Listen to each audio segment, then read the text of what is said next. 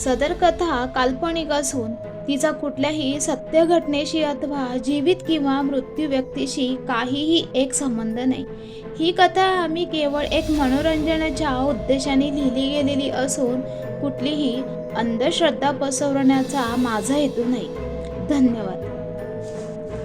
आज तब्बल 20 वर्षांनी ती आपल्या गावाला आपल्या घरी निघाली होती. त्यामुळे तिच्या आनंदाला सीमाच उरली नव्हती. खूप आनंदात होती ती. खरं तर जेव्हा ती या घरातून बाहेर गेली तेव्हा ती फक्त 1.5 महिन्यांची होती आणि तिला आपलं गाव घर काही म्हणजे काहीच आठवतही नव्हतं आणि माहीतही. खरं तर तिला ह्या घरात पुन्हा आणायचंच नाही असा निर्धार तिच्या वडिलांनी केला होता. ती आत्याकडे वाढली, लहानाची मोठी झाली. तिच्या घरातले म्हणजे तिचे आजी आजोबा काका काकू हे वरचेवर तिला भेटायला जायचे. तिचे खूप लाड करायचे. तिला सारं काही मिळत होतं, पण तिच्या नशिबी आई वडिलांचं प्रेम नव्हतं. आई कधीतरी जायची आपलं कर्तव्य म्हणून, पण तिलाही अबोलीचा लळा नव्हता. पण तब्बल 20 वर्षांनी तिने आपल्या गावच्या वेशीमध्ये प्रवेश केला होता. तिच्या आजीने खूप हट्ट करून आपल्या नातीला आपल्या घरी आणलं होतं, पण तिला पाहताच तिच्या वडिलांची तळपायाची आग जणू मस्तकाला गेली आणि ते गरजलेच. तू का आलीयस इथं आणि कोणाच्या परवानगीनं? मी तुला इथं यायचं नाही असं बजावलं होतं ना, मग का आलीस तू? आबासाहेब हॉलमध्ये असलेल्या भल्या मोठ्या सोफ्यावर बसून आपल्या मुलीला म्हणजेच अबोलीला रागावून बोलत होते. अरे गावची जत्रा हाय म्हणून मीच तिला इथं बोलावून घेतलंय. आबासाहेबांची आई म्हणजेच द्वारकाबाई आबासाहेबांचा राग शांत करत म्हणाल्या. आबासाहेबांनी त्यांच्याकडे रागानं एक कटाक्ष टाकला. खरं तर त्यांना अबोलीचं हितं पुन्हा येणं आवडलं नव्हतं. ते जागचे उठले आणि आपल्या लहान भावाकडे पाहत म्हणाले, हिला आत्ताच्या आत्ता परत पुण्याला पाठवायची व्यवस्था करा. ही हितं राहता कामा नये. माझ्या डोक्याला अजून ताप नको. असं बोलून ते घराबाहेर पडले. त्यांना जाताना पाहून त्यांची आई घाईतच त्यांच्या मागे बाहेर आल्या. आबा, अरे थांब र. अरे म्या काय म्हणते ती ऐक जरा. त्यांचा आवाज ऐकून आबासाहेब थांबले. हे बघ आई, ती मुलगी माझ्या नजरेसमोर नकोय. बास. आबासाहेब रागातच पुन्हा म्हणाले, अरे पोटचा गोळा आहे तो तुझ्या. अजून किती दिवस तिला असं आपल्या घरापासून आणि आपल्या माणसांपासून लांब ठेवणार आहेस? आणि मला काय ते आता पटत नाही र.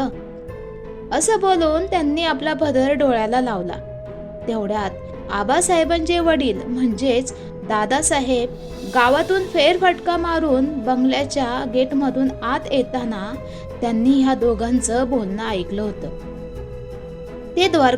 ते द्वारकाबाईंच्या जवळ आले आणि आबासाहेबांकडे जळजळती नजर टाकली. तसं आबासाहेबांनी आपली मान खाली केली. हे बघ द्वारका, लेकरू कुठे बी जाणार नाही. ते आता हितच राहणार आहे. तू नग काळजी करू. तू जा घरात. हे घर माझं आहे आणि त्यामुळं हितं फक्त माझंच चालणार. बघू कोण कोणाला घराबाहेर काढतं ते मी पण बघतोच. दादासाहेबांनी आबासाहेबांकडे न पाहताच रागातच आपल्या हातात असलेली काठी जोरात जमिनीवर आपटली आणि ते घरात निघून गेले. आबासाहेबांना फार राग आला होता, पण ते कधीच आपल्या वडिलांच्या शब्दाबाहेर नव्हते. ते रागारागातच गाडीत बसून बंगल्याबाहेर पडले खरे, पण त्यांच्या मनाला काही चैन पडेना. खरं तर ते घाबरले होते. त्यांना कोणाचे तरी शब्द आठवत होते. मी सूड घेणार. माझ्या लेकराच्या मदतीनं मी सूड घेणार आणि मी पुन्हा परतून येणारच. आणि त्यामुळेच ते अबोलीला पुन्हा पुण्याला पाठवण्याच्या हट्टाला पेटले होते. इकडं घरात आपल्या नातीला पाहून दादासाहेबांना फार आनंद झाला. अबोली मात्र अजूनही रडतच होती. दादासाहेब तिच्या शेजारी जाऊन बसले. त्यांनी तिच्या डोक्यावरून अगदी प्रेमानं हात फिरवला. तशी ती आजोबांना बिलगली.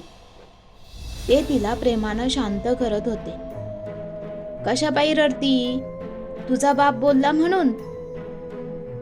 हो आजोबा, बाबा खूप रागवले माझ्यावरती आणि पुन्हा परत जा असंही म्हणाले. असं व्हय?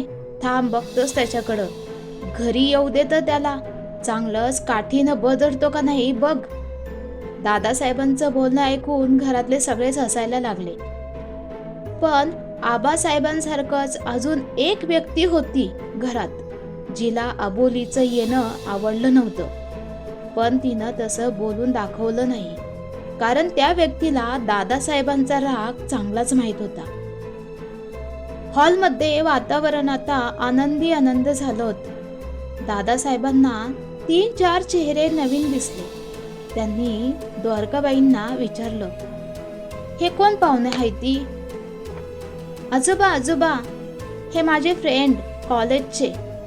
असं बोलून अबोली पटकन उठून तिच्या फ्रेंडकडे जात म्हणाली. दादासाहेबांनी त्यांच्यावरून एक नजर टाकली.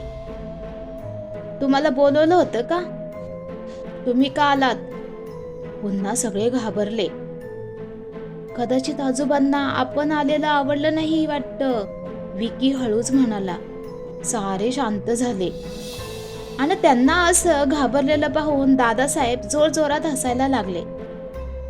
अरे म्या गंमत केली र. या रे पोरा हो, बिंदास राहा, तुम्हाला पाहिजे तितकं मजा करा. त्यांचं बोलणं ऐकून पुन्हा सारेजण हसायला लागले. तुझे आजोबा ना फार फनी आहेत बरं का. प्राची आपली बॅग उचलत अबोलीला म्हणाली.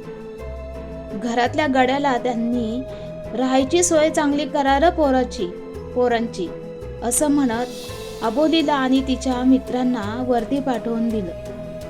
ते वर जाताच दादासाहेब गंभीर झाले.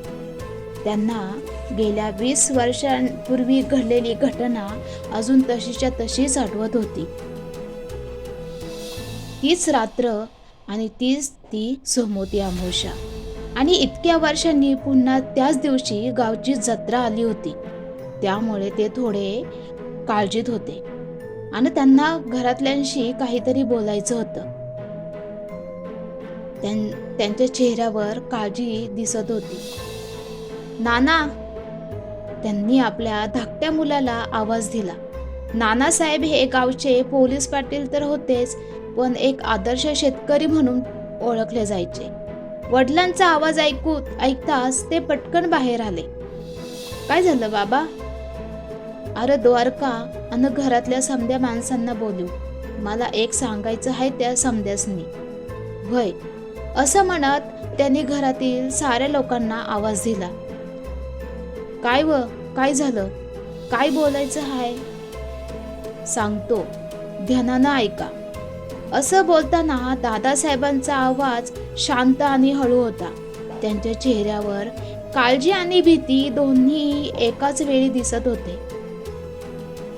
आपल्या समध्यासनी माहीत आहे आबा का चिडला होता ते, आणि त्याला कारण बी तसंच आहे. पर द्वारका, तुझ्या हट्टापायी मी अबोलीला इथं यायला सांगितलं, पण मला बी काळजी वाटते या.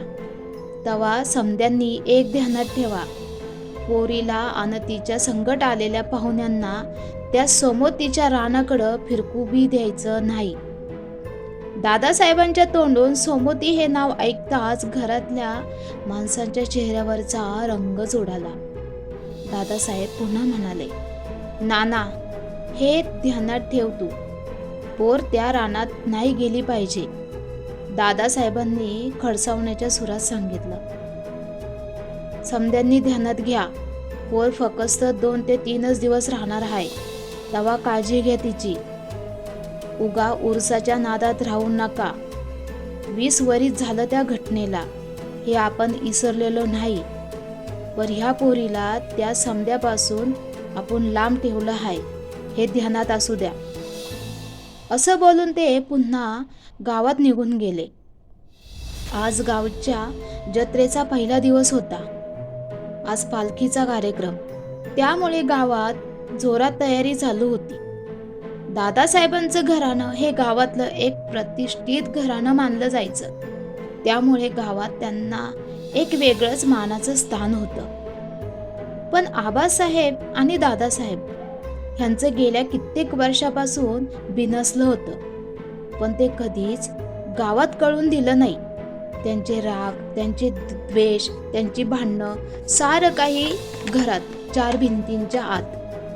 अबोलीच्या येण्यामुळे आजी आणि घरातली मंडळी आनंदात होती. कारण ती 20 वर्षांनी आपल्या गावी आली होती.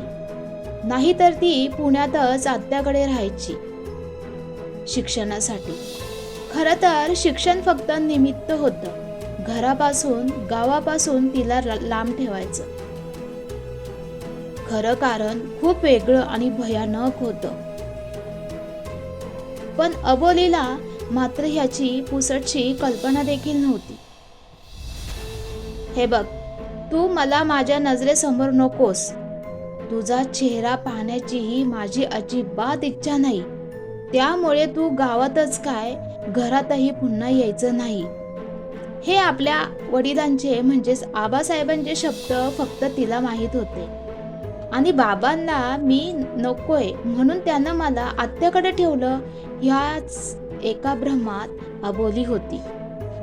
पण 20 वर्षांनी ती आली आणि ती येणारच होती हे विधिलिखित होतं. कारण कोणीतरी तिची वाट पाहत होतं.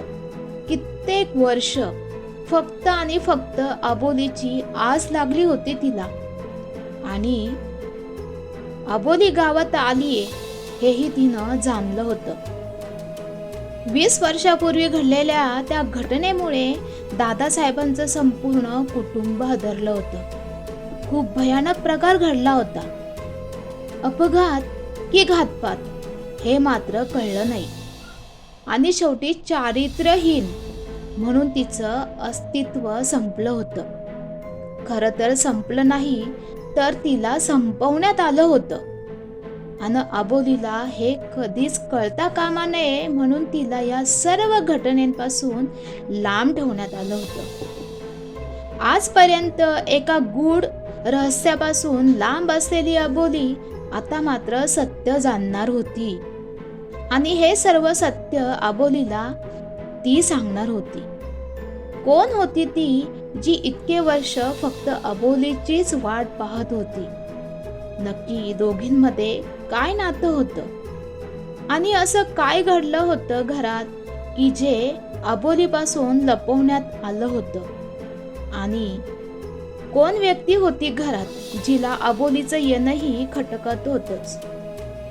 आणि सर्वात महत्वाचं म्हणजे त्या सोमवतीच्या रानमाळाचं गुपित तरी काय होतं? याचा सगळाच उलगडा होणार होता. कारण 20 वर्षांपूर्वी घडलेली ही घटना ह्याच दिवशी घडली होती.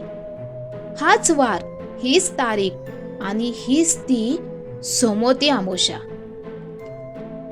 ज्या दिवशी गावात जोरदार जत्रा भरली होती. गावच्या देवीची पालखी वाजत गाजत मिरवणुकीला निघाली होती. सगळीकडे गुलालाची जणू उधळण चालू होती आणि सारं काही आनंदून गेलं होतं. पण दादासाहेबांच्या कुटुंबावर मात्र भयंकर संकट ओढवणार होतं. घरातले सारे जण देवीच्या मिरवणुकीत आहेत हे पाहून त्यानं हीच चांगली संधी आहे असा विचार करून तिला संपवलं होतं. आणि कोणाच्या तरी मदतीनं त्यानं तिला त्या रानमाळावर असलेल्या विहिरीत टाकून दिलं आणि पुन्हा मिरवणुकीत सामीलही झाला. आणि आपल्या माघारी, आपल्या घरात काय घडतंय ह्याची कल्पनाही दादासाहेबांच्या कुटुंबियांना नव्हती. त्यांच्या घरात फक्त बाळाच्या रडण्याचा आवाज घुमत होता. संपूर्ण घरात ते बाळ त्या दिवशी, त्या रात्री एकटंच होतं. त्याची आई मात्र त्याच्या जवळ नव्हती. 1 महिन्याचं बाळ त्याच्या आईपासून कायमचं दुरावलं होतं. आणि हे त्या निष्पाप जीवाला कळणारही नव्हतं. तर ही कथा तुम्हाला कशी वाटली ते मला नक्की सांगा आणि ह्या कथेचा पुढचा भाग आपण पाहणार आहोत उद्या.